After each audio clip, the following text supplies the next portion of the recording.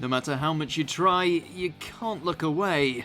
Welcome to WatchMojo UK, and today we'll be counting down our picks for the top 10 cringiest Peep Show moments. Before we begin, we publish new content every day, so be sure to subscribe to our channel and ring the bell to get notified about our latest videos. For this list, we'll be looking at the most embarrassing and cringe-inducing scenes from this long-running sitcom. Fine, but sorry, I should be going, because, you know, the world turns on its axis, one man works while another relaxes. Number 10, Mark smashes a mug. It's only me, I've got something for you. Yeah, don't do that, you shouldn't do that. But I checked, no one was coming. Jeremy's uncle dies and Mark convinces Sophie to go to the funeral with him. She does, and things seem like they're finally looking up for Mark's budding relationship with her, until they run into each other in the break room later on. She claims they only briefly got together because emotions were running high at the funeral, and Mark doesn't take it well. Did you want to give me something? No, it's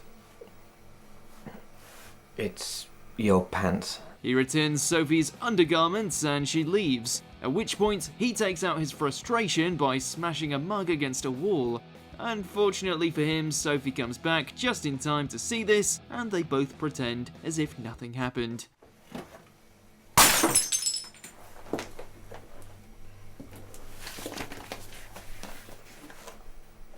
Number 9, Christmas dinner. Now where's the cauliflower?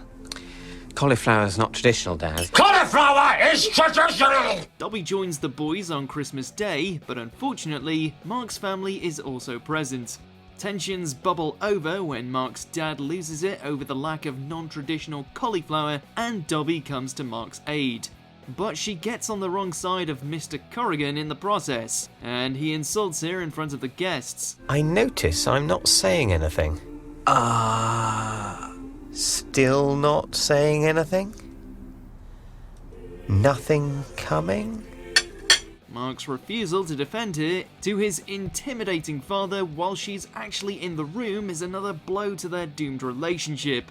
Why couldn't he have put the meat and gravy in the shredder before she left? What the hell do you think you're doing? I thought you liked your ham shredded. Mark! Sitting through awkward meals is something most people can relate to, which is what makes this scene so painful. Number 8, Mark gets engaged. What happened? Well, I sort of slipped into a kind of mini ravine, and there was... I angered a crow. By series 3, Mark's finally got Sophie. Only by the series finale, he decides he doesn't want her anymore after all. He spends a night lost in the Quantux, and in between fighting off angry birds, does a lot of soul searching to come to this conclusion. And I accidentally found something round and engagement-y. Oh, right. Shit! God, I've not got it wrong, have I? You were going to... Oh, yeah, no. Sadly, Jez managed to find his way back to the hotel with Mark's fleece. In the pocket, Sophie discovers the engagement ring, after Mark decided not to go through with his proposal. She accepts without him even asking, and the entirety of Series 4 is spent dealing with the fact Mark's now getting married out of sheer embarrassment. Jess, they're gonna get married! No, they're not. Yes, we are. Number 7, Rainbow Rhythms. This looks... cool. Sophie invites Mark along to a fitness class which he incorrectly believes is salsa dancing. In actuality, it's Rainbow Rhythms, a new age hippie fest Mark despises. But he weathers the embarrassment so he can have a chance with Sophie, even if his energy turns out to be so not Rainbow Rhythms. I'm not really here, it's research. I'm Louis Theroux. He finally tries to embrace this way of thinking and unleashes his inner rainbow, only this involves him jumping up and down and flailing his arms wildly. Even Sophie's a little put off by just how into it Mark seems to be, even if his voiceover betrays that he doesn't feel a thing. She's buying it. God, it's so easy being a freak. No wonder they're 10 a penny. Number 6, the stationery cupboard. Hi Mark, nice to see you. Dobby, likewise. Mark's just jilted Sophie at the altar, if you believe her side of things, and there's a war in the office, with most people siding with Sophie. The only one who doesn't is Dobby, who first appears in this episode as she offers Mark some of her personal cheese. If that wasn't weird enough, things escalate when he runs into her in the stationery cupboard, and the viewers are forced to endure a highly inappropriate public display of affection. You'll have to move. Yeah, I should move, but I might not move. For the duration, we have to watch Mark and Dobby staring at each other in the mirror, in one of the most notorious scenes of the whole show. Ah, post-its. Bye. Number 5, Child Protection Register. That was probably one of the best days of my life. What, really? Mark heads to a club to attend his school reunion with the aim of rekindling what small spark he had with his high school crush, Sally Slater. He tries to break the ice with a few jokes, but since this is Mark, none of them land, mostly because he won't stop kidding about being a sex offender. So, have you got kids? Not yet. Why? Oh, no reason. I mean, I love kids. Not in a bad way, in a nice way. I mean, I'm not on the child protection register. Yet. It's a solid example of exactly what you should not say when flirting. And to add insult to injury, Sally's husband, Foz, Mark's school bully, is also there to bear witness to Mark committing social suicide. This is going horribly. Need a joke. Either that or I'm an incredibly hard to detect pedo. Number 4, is that normal pooing? Give me a piece of the action. Johnson? When gastric flu does the rounds at JLB, Mark is enlisted to replace a sick colleague on a work trip with Johnson. Only Mark gets sick as well.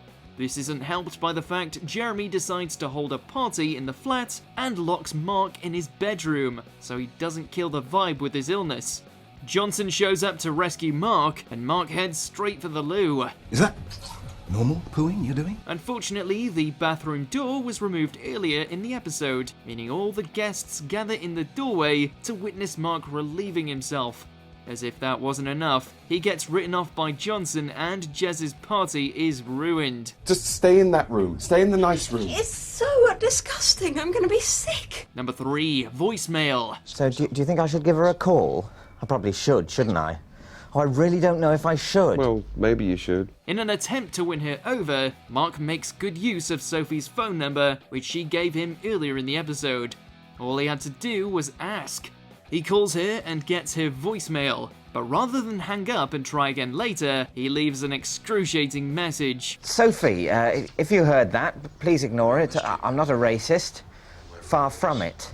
It starts off bad and only gets worse, as he immediately has to clarify he's not a racist because of something Jez said in the background. Then I go and spoil it all by saying something stupid like, I like you. He ends it all by poorly singing the chorus of Something Stupid, a song that's been stuck in his head for the entire day, for hanging up in shame.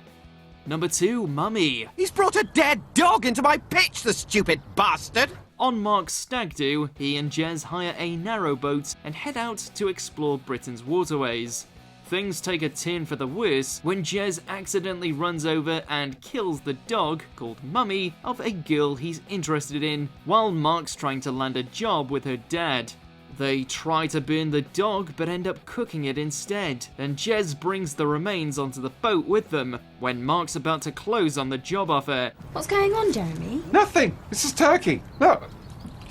In an effort to prove that the meat is turkey and not their beloved pet, Jez takes a bite. Then the collar is discovered, and the truth becomes clear. I ate Mummy! They burned Mummy and killed her and ate her! Number 1, Mark's wedding. What am I going to do? What's going to happen here? Because, personally, I have no idea.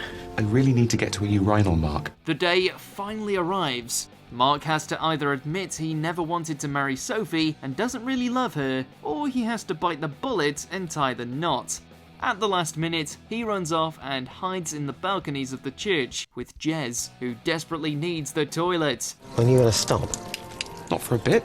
Stop, Jeremy. Stop it. It's going down the cracks. I can't stop. Stop. Oh, piss yourself, stop pissing yourself, it's not that simple. Jez's needs get the better of him, and he ends up weeing himself per Mark's orders. But he trips down through the floor and onto the wedding guests below. Surprise! Hello, it's me. Look, I've surprised you. What a brilliant joke. Ultimately, Mark's forced to go through with the day. The ceremony ends in tears, and as he and Sophie drive away, she decides she wants an annulment and leaves him to Jez. Whatever! Divorce annulled! I can't... This isn't what I want! Do you agree with our picks? Check out this other recent clip from WatchMojo UK and be sure to subscribe and ring the bell to be notified about our latest videos.